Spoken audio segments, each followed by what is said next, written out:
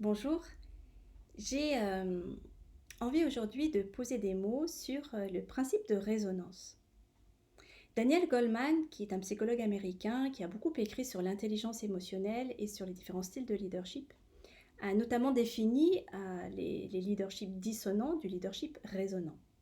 Donc je vous livre un extrait du livre de l'intelligence émotionnelle au travail.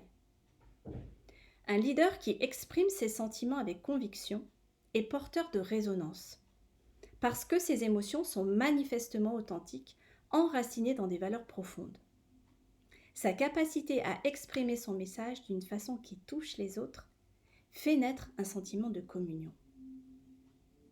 Donc si vous vous reconnaissez être un manager créatif ou être un artiste et entrepreneur, vous avez à conduire des personnes, peut-être que vous avez envie de vivre cette place de manager, de chef d'orchestre dans l'harmonie, sans créer de désaccord, à l'écoute de votre propre rythme, en résonance avec votre personnalité sensible et créative. Et devenir une caisse de résonance pour les autres, pour inspirer vos collaborateurs et les inciter à vous suivre. Et incarner un leadership résonnant, oui, c'est possible.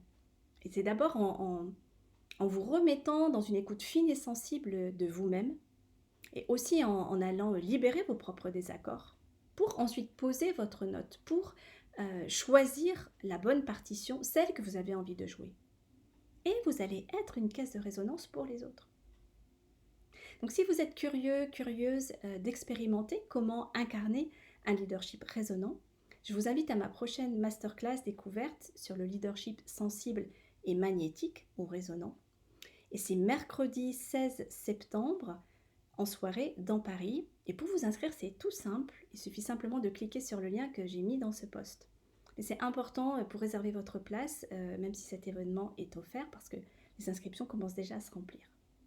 Et je répondrai évidemment avec plaisir à vos commentaires ou à vos questions sur le sujet que vous mettrez également dans ce post. Et je vous dis à très bientôt.